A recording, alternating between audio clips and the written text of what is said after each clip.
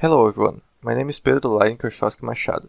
I'm here to present the study entitled Experimental Investigation on the Influence of the Diameter on Thermosyphons for Application in a Hybrid Photovoltaic Thermal System, here at the 9th International Renewable and Sustainable Energy Conference. I'm from Brazil.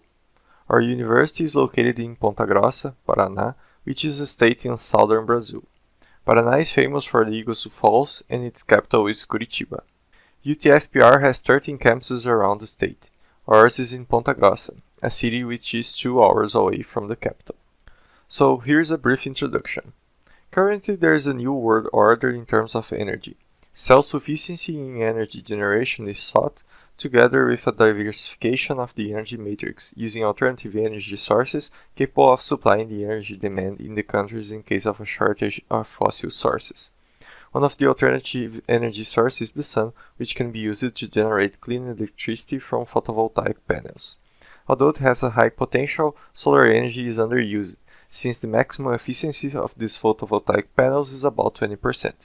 The efficiency of photovoltaic panel can vary during the year due to different levels of solar radiation, as well as with temperature, since an increase of 1 Celsius degrees in relation to the optimal operational temperature can generate losses of approximately 0.5% in efficiency. As a possible solution for temperature control of photovoltaic panels, several tests are being conducted with heat pipes and thermosyphons. Thermosyphons are passive heat transfer devices that operate in a two-phase cycle resulting from the vaporization and condensation of a working fluid. They are composed of a hollow evacuated metal casing filled with a working fluid. Thermosyphons have 3 sections with distinct functions in their operation: the evaporator, adiabatic section, and condenser.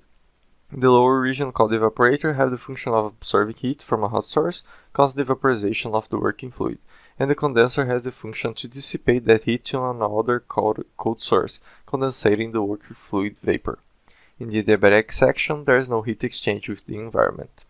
Regarding photovoltaic panels, thermosyphons can be used in a photovoltaic thermal system, in which the evaporator region of thermosyphons is positioned in contact with the back of the photovoltaic panels in order to absorb heat, while the condenser is inserted in a manifold where water flows inside, absorbing the heat from the thermosyphons.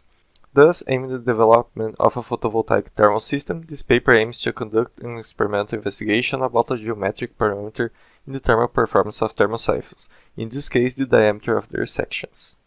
The thermosyphons were made in a copper alloy, and the evaporator size was made in regard of a commercial Resun 60 watts photovoltaic panel. 3 different thermosyphons were made, one with all section with an outer diameter of 9.52 mm, another with outer diameter of 12.7 mm, and the final one combining both diameters, 9.52 at the evaporator and adiabatic section, and 12.7 at the condenser.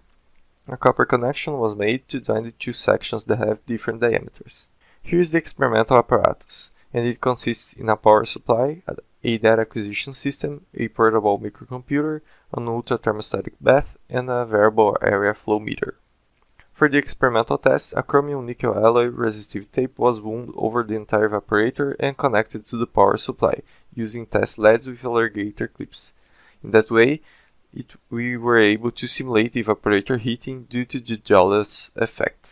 To simulate a manifold, the condenser was inserted into a 60 mm diameter PVC-T that was connected from flexible silicone hoses and connections through the ultra-thermostatic bath, allowing the cooling of the condenser from the water flowing on its surface.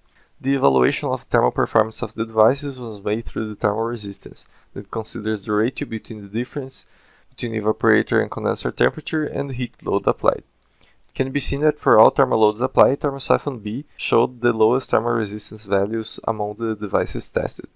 This occurs because the device presented the lowest temperature difference between the evaporator and condenser sections, which shows that this thermosyphon was able to transfer heat more efficiently between its 2 extremes. After finding out that thermosyphon B, the one with different diameters at its region, was the one with better thermal performance, a total of 4 thermosyphons with its characteristics were made and used to build a PVT, as we can see here in this figure.